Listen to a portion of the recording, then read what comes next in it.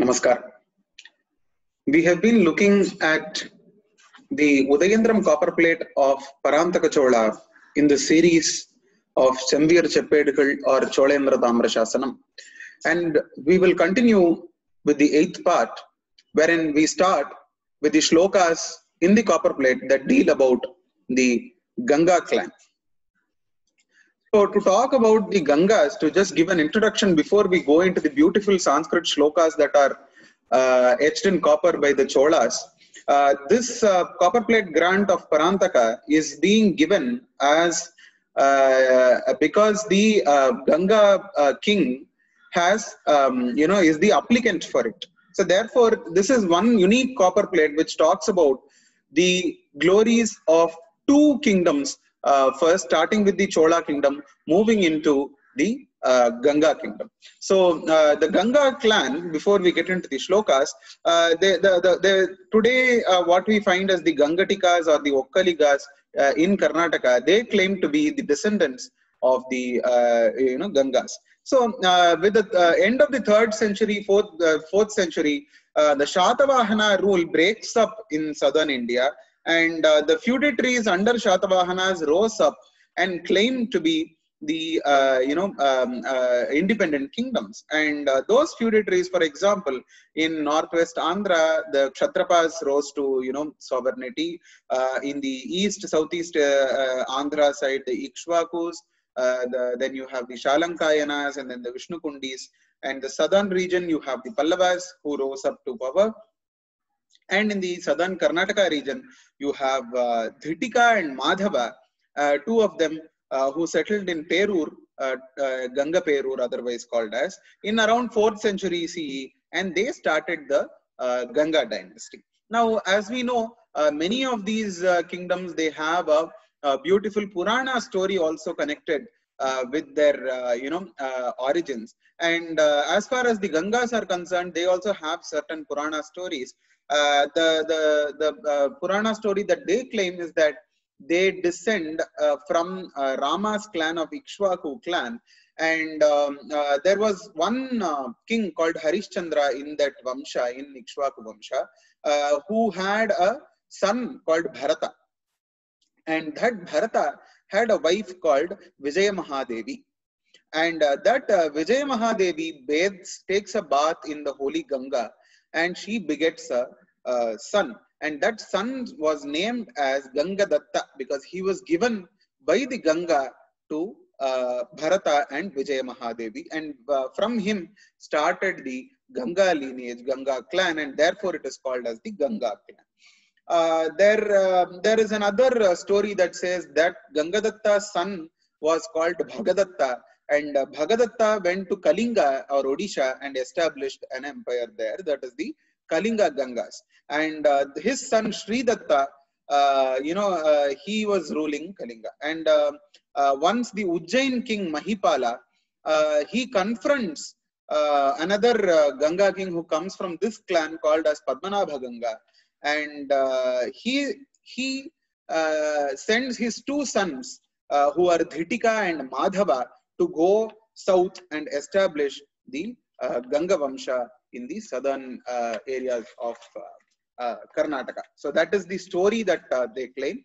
As per the Kalinga Ganga records, what we get is that there was a Puranic king called Yayati, and Yayati's son Bhurvasu, he had no heir or no son, and he goes to the holy Ganga, and in the Ganga banks he does a tapasya, and he begets a son, and he is Gangeya because he was given as a prasada of Ganga. He was called as Gangeya. And in a copper plate of Durvinita, a king about whom we will be looking at, the Kumaredipura copper plates, we have a claim of the Gangas which says that they belong to the Yadava clan of Krishna, and they also claim that they are Kanvayanas, that is, they belong to the Gotra of Kanva Maharishi, and they are one of the first Jain kingdoms of South India, we must say. Because the Madhava who comes south, as we saw Dhitika and Madhava who came south from north and establish the Ganga kingdom. Madhava, who comes south, surrenders to a Jaina Muni called Simhanandi. And that Simhanandi prays to a Jain deity called Padmavati. And that Padmavati gives a sword to Jaina Muni Simhanandi, who in turn gives it to Madhava. And what Madhava does with that sword is very interesting, about which we will be looking at in the second shloka that we are to see. Now, going into the first shloka that talks about the Ganga Vamsha from the Parantaka Chola's copper plate of Udayendiram. It is in the first shloka. We will be looking at 3 shlokas today. And the first shloka is in Vasantatilaka. Second one is also in Vasantatilaka meter. Third one is in Shikharini. We have already seen the lakshanas, the basic lakshanas of Vasantatilaka and Shikharini, and who has used it in the previous episodes. A link to those will be available in the description. So the Ganga clan starts like this. Yasya bhavat prabarakashya bhavam shajagre kanbho maha muniranalpatapah prabhavaha yasimhanandi mahima pratilabdha vriddhihi gangan vayo vijayatam jayatam varasaha.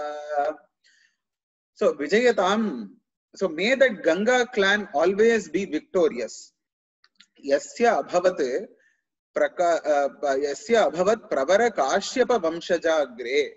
So this clan begins with Kashyapa, and in that Kashyapa Gotra was born Kanvo Mahamunir Analpa Tapah Prabhavaha, Kanva Maharishi, who had a ever flaming Tapah Prabhava, or the power of tapasya or penance with him.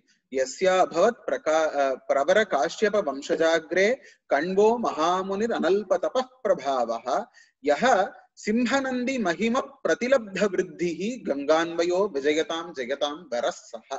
Saha vijayatam yaha simhanandi mahima pratilabdha vriddhihi. The Simhanandi Jaina Muni, who I said with whose blessing this whole Ganga clan was established, may that Ganga clan ever be victorious. So this is the first king, Konkani Varma, who is being spoken about in the second shloka, which is again in Vasantatilaka only.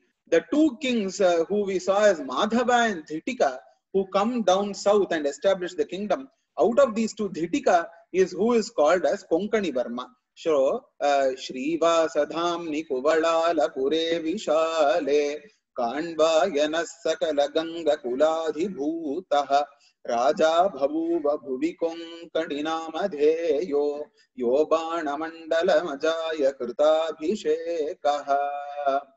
So what it says is Shrivasa Dhamani Kuvalalapure Vishale. Vishale Kuvalalapure, in the huge city of Kuvalalapura, which today we call as Kolar.